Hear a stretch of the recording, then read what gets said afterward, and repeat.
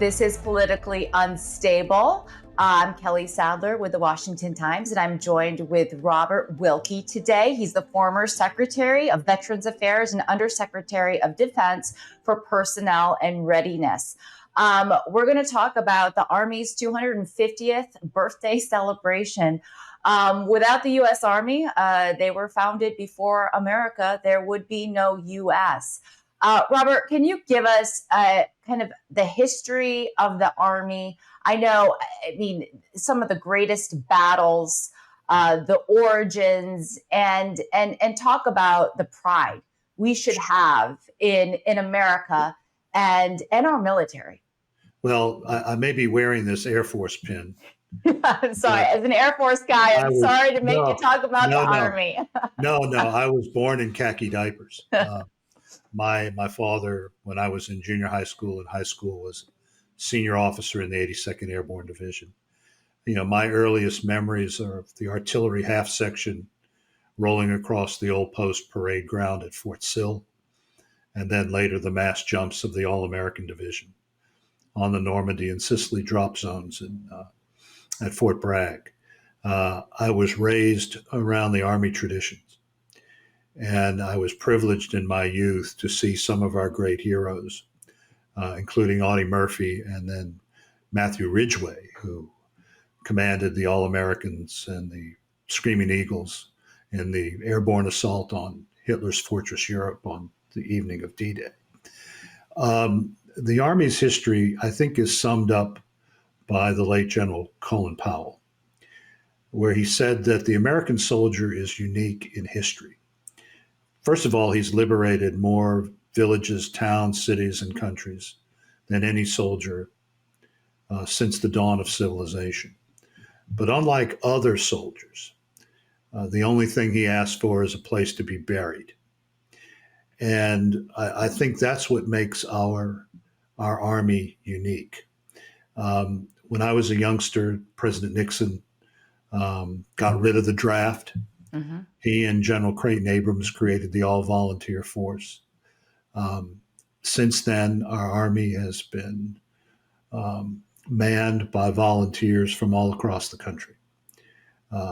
Actually, since our country began, 42 million have served, and over 1 million have died.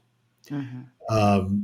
So the traditions, the great leaders, of course, some of them becoming president of the United States. You think of Washington, Jackson, Grant, and of course, Dwight David Eisenhower, who took their battlefield success and their astounding humanity. What made those leaders great wasn't particularly their ferociousness, but their belief in a cause, and not in a king, in a constitution. For Washington, obviously, before the Constitution, it was the notion of a free men, something that had never before been tried. And when you think about the sacrifices at places like Valley Forge and Morristown, New Jersey, then in Bataan in World War II, I want to say one thing. There's a lot of chatter on the far right. And look, I came into this business with Jesse Helms, so I get up in the morning and let my right hand know what my far right hand is doing. But there's a lot of chatter that soldiers don't fight for a cause, they only fight for their buddies. Well, that can't explain Valley Forge. That can't explain Morristown. That can't explain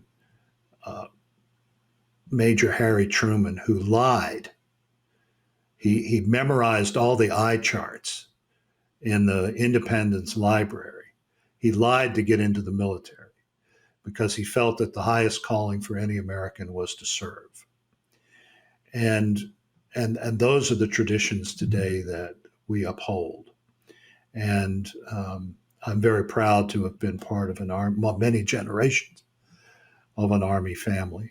And it's a testament to this nation that our Army has done the miraculous things that it has done in its 250 years. Well, can you explain kind of what Army life or military life is like? Because as you mentioned, we're an all voluntary military force, and less than 5% of the population is from a military family and doesn't know the sacrifices that are made on a daily basis, the fear of being deployed at any minute.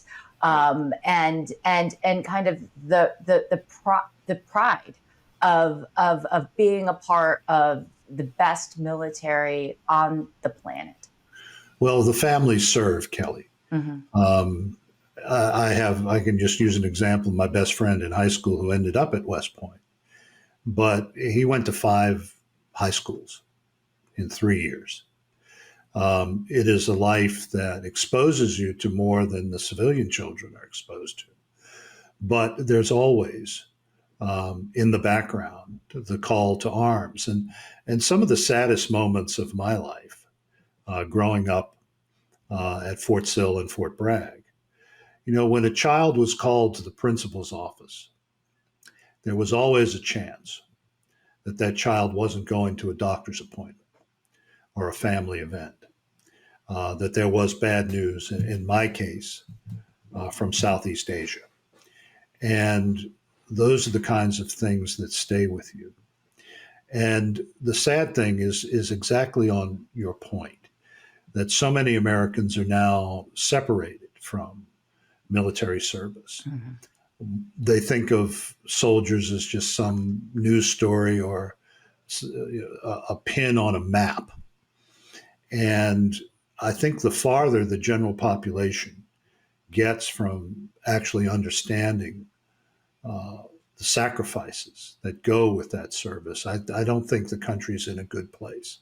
But one other observation. There's a deeper question to answer in your question. And I fall back on something that the great historian David McCullough once said. He was teaching a seminar at Yale, an honors seminar, so the best and brightest in the country, about post-World War II America. And guess what he did? He asked all of these bright people, who was George C. Marshall? Not one of them could answer. Man, Harry Truman called the greatest American of the 20th century.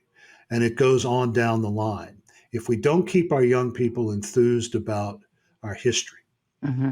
then all these books behind me about generals and presidents, you can flush it because it's not worth much. Mm-hmm. And that's what we need to do to keep our young people excited, keep them enthused about our history, about the shining city on the hill, as Reagan would say. Well, you're touching on a point that we need to discuss, and that is, for several years, the Army wasn't meeting its recruiting goals, and it was lowering its standards just so it could fill the ranks. Now it's exceeded. This year is the first year it's already exceeded its 2025 goals for recruitment, and all of the branches of the service are doing a lot better than they were under the Biden years. Can you tell me why there is, this renewed sense of purpose, and what the failures were in the past that didn't allow us to meet these goals? Well, first of all, it goes back to what I said earlier about a culture that really permeates every pore of the Democratic Party, that we live in a racist, oppressive society, that we are responsible for many of the world's ills, if not all of them. You see that playing out on the streets and on the campuses, particularly the elite campuses. The destruction of standards, the fecklessness of leaders, Obama, Biden, people who didn't stand for anything other than they didn't like America. Mm-hmm. And that was evidenced. And, most of the soldiers and officers come from one part of the country, and that is the red states of the South and the Southwest and up through the Great Plains. General Mattis used to say he only needed one recruiting station in all of New England because New England is checked out of military service. And the same applies for the West Coast. And I think there was a deliberate message from Biden and Obama that we don't want you. You're not progressive enough. You're not enlightened enough. And these are the people who filled the ranks. I think 60% of all the officers in the armed forces come from 11 states, from Virginia to Texas. And that was the message. Go back to my childhood, and there was another president who was not as feckless as Obama and Biden. He'd actually served. He loved his country. He was a terrible president. And that was Jimmy Carter, and you saw recruiting just bottom out. Then Reagan came. And those people who felt they were being excluded rushed to the ranks. The same thing has happened here, because in those places that were being told, we don't want you, they're back, and very proudly back. Can you talk to us about the strength of the U.S. military? Donald Trump likes to, in pretty much every speech, and President Trump was at Fort Bragg celebrating Army's 250th, and oversaw a bunch of their training drills, and was just in awe. And he went overseas to the Middle East a few weeks ago, and he gave a speech where he said, "We've got the most advanced equipment in the entire world. I don't want to use it, but we will use it. And then there'll be fire and fury that will reign against our enemies." We're seeing some of, that precision equipment being used right now by Israel. The president said that any arms that they want, they can have. But can you talk about just our sheer strength? Because I think that it's been, there's been a narrative out there that our army and our military is weak, it's feckless, we couldn't win another war because, everything that we've had has become eroded and the defense contractors can't produce and we're over-relying on China, et cetera, et cetera. Right. Well, there's certainly a lot of room for improvement, and I can get to that in a second. But what you said about President Trump is actually, it's a philosophy that's as old as the Republic. I mean, it was George Washington in his various speeches to the Congress as president would often include one sentence: if you want peace, prepare for war. And of course, being the warrior, someone who'd fought first with the British, then against the British, no one knew the cost of being unprepared. In my grandmother's lifetime, and she just passed away at the age of 102 a few years ago, 2 years ago. In her lifetime, we disarmed several times after World War I, World War II, Korea, Vietnam, and we paid a price each time. So the deterrent power of the United States is what needs to be restored. And the reason that we have been stretched is that, had Kamala Harris been elected, we were on a trajectory to hit 2% of GDP on defense. That's something that hasn't happened since the administration of Calvin Coolidge 100 years ago. And it's not so much the materiel, it's the people. And I know that sounds trite, but you can have all the material advantages you want. If the people don't believe in the cause, if they don't flock to the standard, then it won't work.